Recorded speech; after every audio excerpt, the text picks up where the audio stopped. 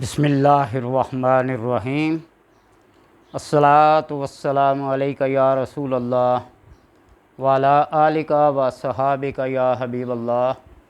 اللہم صلی علی محمد وعلی آل محمد، اللہم صلی علی محمد وعلی محمد، صلی اللہ علیک یا محمد نور من نور اللہ۔ اللہ تبارک و تعالیٰ کی چند ایک نعمتیں یا اکثر نعمتیں ایسی ہیں جو دولت سے نہیں ملتی، جو مال و جائیداد، ہیرے جواہرات، بڑے بڑے مربے اور جاگیر سے نہیں ملتی، جیسے عقل ہے، حکمت ہے، دانائی ہے اور اولاد ہے۔ پوری بادشاہت بھی، پوری کائنات بھی خرچ کر دیں، اولاد اس کے ایک سر کا بال یا جسم کا بال بھی حاصل نہیں کر سکتے۔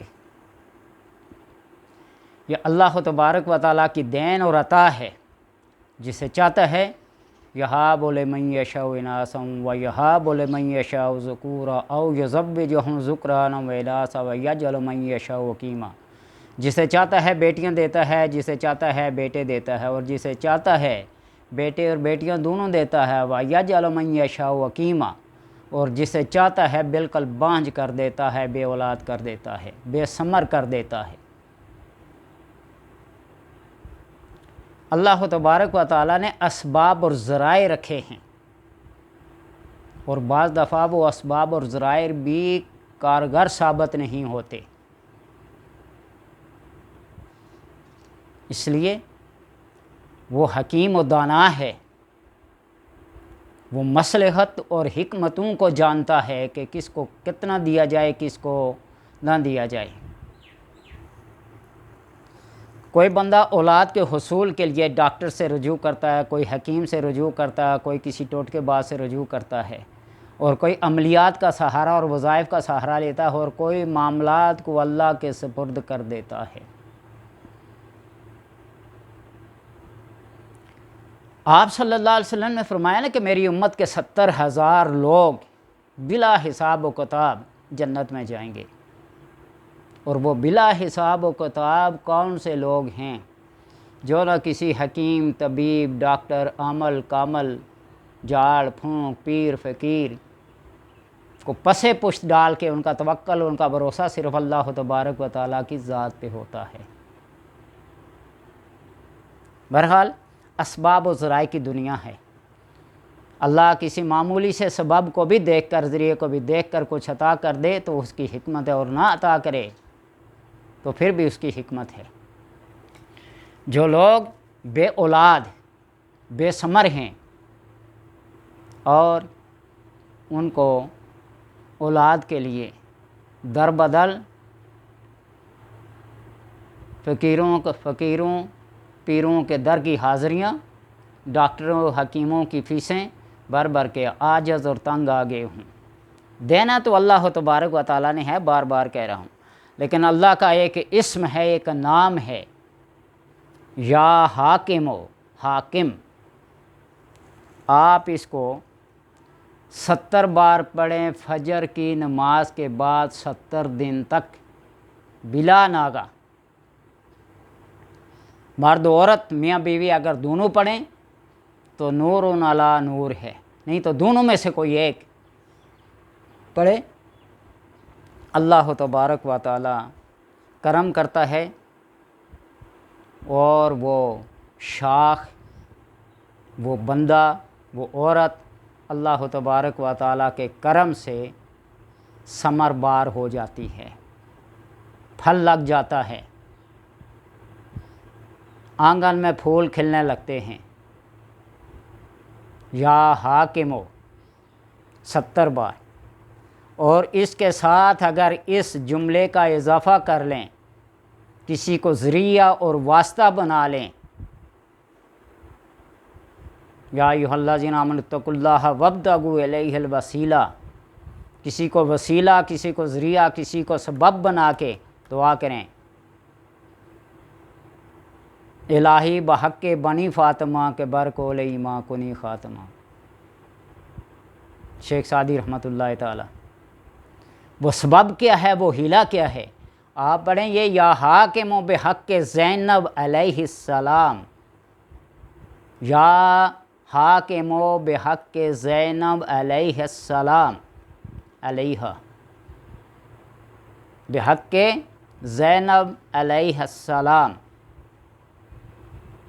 آپ اس کو پڑھیں 70 بار فجر کی نماز کے بعد 70 دن تک اللہ تبارک و تعالیٰ کے کرم سے، پھر اس کی قدرت کے کرشموں کو اپنی آنکھوں سے پھلتا پھولتا دیکھیے۔ اور اس سے پہلے ایک تسبیح درود پاک کی، یا 11 بار درود پاک، ایک تسبیح اگر پڑھ لیں تو یہ بہت ہی عمدہ اور بہترین ہے۔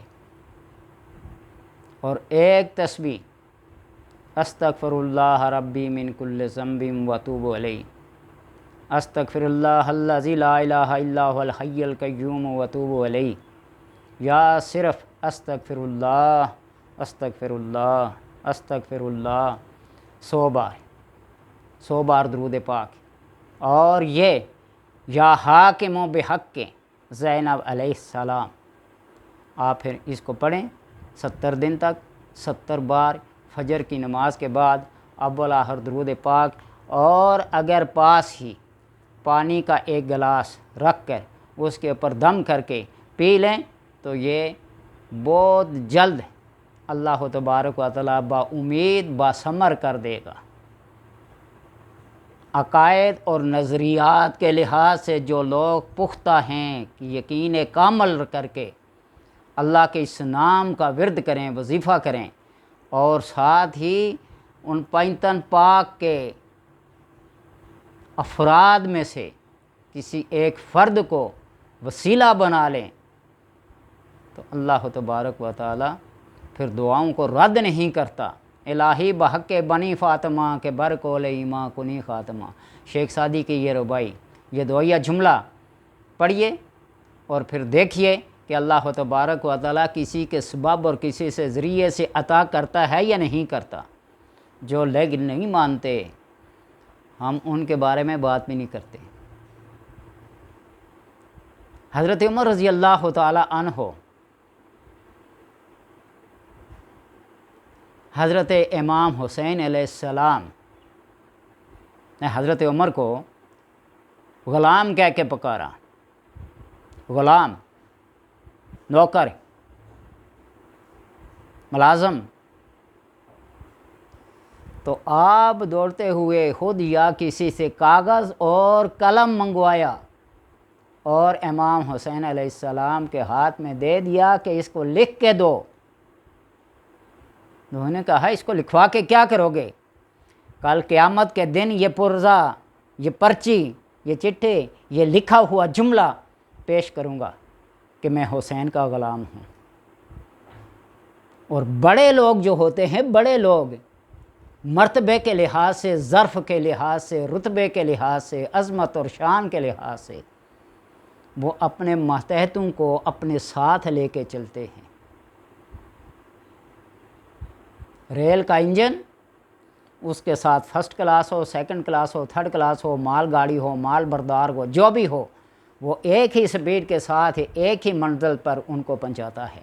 خود جل رہا ہے، سڑ رہا ہے، ہر مصیبت، ہر تکلیف وہ اٹھا رہا ہے، لیکن اپنے ساتھ لگے ہوں کو منزل مقصود تک پہنچاتا ہے۔ اس کی فرسٹ کلاس، سیکنڈ کلاس، سب سے لاسٹ آخری ڈبہ کیوں نہ ہو، اور مال بردار اس چھکڑے کا ڈبہ انجن کے ساتھ ہی جڑا ہوا کیوں نہ ہو، آخری سٹاپ تک وہ انہیں لے کے جائے گا۔ تو اس لیے نسبتیں کام کرتی ہیں، وسیلے کام کرتے ہیں، اسباب کام کرتے ہیں۔